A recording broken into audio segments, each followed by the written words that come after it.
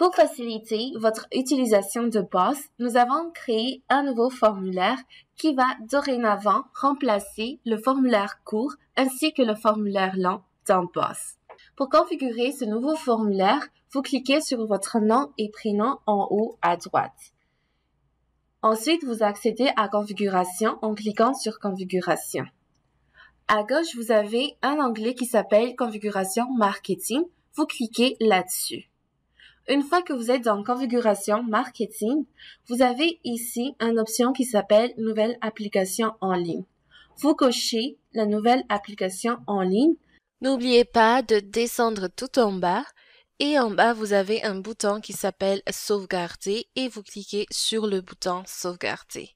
Quand vous avez terminé de cliquer sur le bouton Sauvegarder, vous remontez.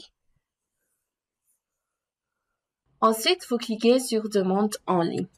Vous serez dirigé dans le nouveau formulaire que vos futurs clients ou vos prospects vont remplir dorénavant quand ils vont accéder au lien de votre formulaire.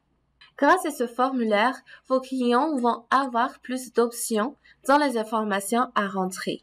Toutefois, ils ne sont pas obligés de remplir tous les champs, mais il y a quand même des champs minimums à remplir dans la section du demandeur, co-demandeur si c'est le cas, et emploi. Ces champs obligatoires vont satisfaire les exigences de l'ancien formulaire qui était le formulaire court. À titre d'exemple, je vais remplir ce formulaire pour vous montrer l'expérience de vos futurs clients ou vos clients de leur côté quand ils vont remplir ce formulaire.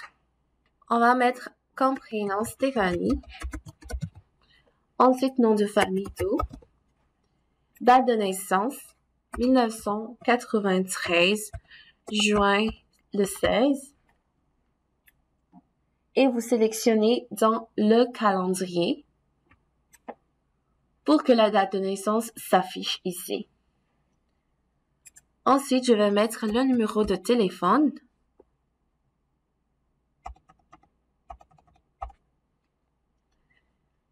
Et le courriel. Pour compléter l'adresse, il suffit de taper l'adresse ici. Donc, quand j'ai trouvé l'adresse, je vais choisir ici. Maintenant, le champ de mon adresse est complété à partir de recherches que j'ai fait ici. N'oublions pas de mettre le statut au résidentiel, donc propriétaire ou loyer ou habite avec ses parents. Dans notre exemple, on va dire qu'on est propriétaire. Il y a aussi la durée à cette adresse, l'année et le mois. On va choisir pour l'année 5 ans et le mois 3 mois. Le contact et la langue de préférence ici en bas ne sont pas obligatoires, mais on va quand même le compléter. Donc, je vais dire par courriel et la langue française. Une fois que je suis satisfait des renseignements que j'ai rentrés dans le demandeur, je clique sur Suivant. Maintenant, je suis dans la section Co-demandeur. S'il existe un co-demandeur à cette demande, je coche ici et ça va m'afficher automatiquement la fiche de renseignement du co-demandeur. Si on a plusieurs co-demandeurs, vous pouvez ajouter le co-demandeur ici en bas à côté du suivant. Dans notre exemple, on va dire qu'il y a juste un seul demandeur. Donc, je vais décocher ici. Quand je fais des actions comme cela, ça va toujours me demander des confirmations. À titre d'exemple, pour nous, quand on a supprimé le co-demandeur, il me demande de confirmer si je veux vraiment supprimer le co-demandeur. Je clique sur Oui. Ensuite, je fais Suivant. Maintenant, on est dans la section Emploi. Les champs obligatoires dans la section Emploi sont la profession, durée de l'emploi et le nom de l'employeur. Pour notre exemple, on va mettre comme profession support technique. Ensuite, durée à l'emploi. Donc, combien d'années vous êtes à cet emploi-là? On va dire, à titre d'exemple, ça fait 3 ans que je suis à cet emploi et 8 mois. Après ça, on va mettre le nom de employeur. Quand j'ai terminé dans la section emploi, je suis satisfaite. Je peux maintenant cliquer sur suivant. Comme vous voyez ici dans la propriété, il n'y a aucun champ obligatoire, donc on peut aller tout de suite dans hypothèque. Mais si vos futurs prospects ou vos clients veulent quand même remplir ce champ, ils peuvent le faire s'ils veulent. Pour notre exemple, on va tout de suite aller dans hypothèque.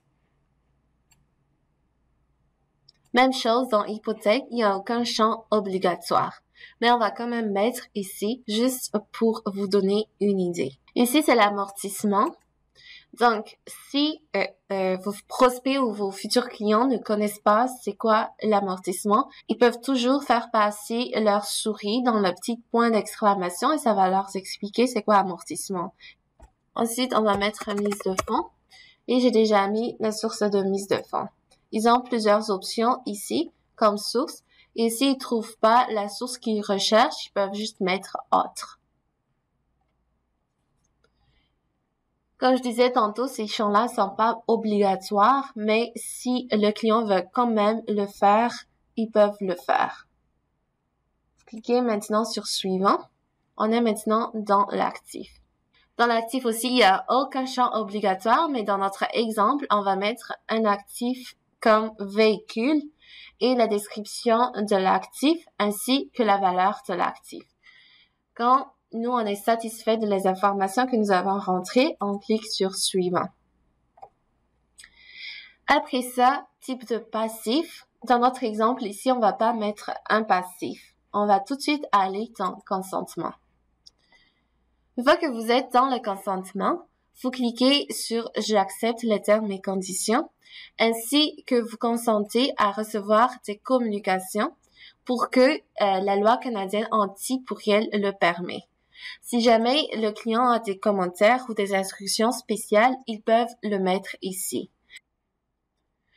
Et ensuite, il faut que la personne prouve qu'ils ne sont pas un robot. Ensuite, ils peuvent cliquer sur terminer. Encore une fois, ils demandent la confirmation si on veut vraiment soumettre la demande. On dit maintenant oui. Quand ça a été soumis, c'est écrit maintenant soumis avec succès. Dans votre compte de courtier de boss, vous allez voir dans Code 9 le dossier qui vient d'être soumis et vous cliquez là-dessus et vous accédez au dossier qui vient d'être soumis. Et si on rentre dans le dossier que nous avons soumis, vous allez voir que tous les renseignements que nous avons rentrés sont là. Le prénom, Stéphanie, le nom, date de naissance. Même chose pour l'emploi. Le nom de l'employeur, titre du poste et durée à cet emploi.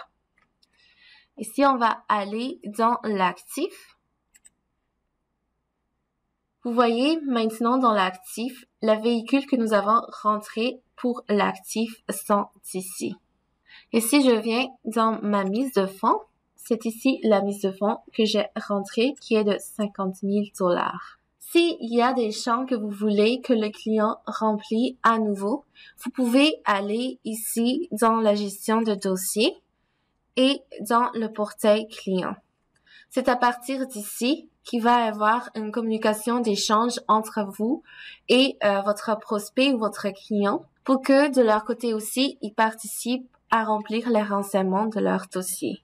Nous vous recommandons de vous référer au tutoriel portail client pour savoir comment gérer ce portail.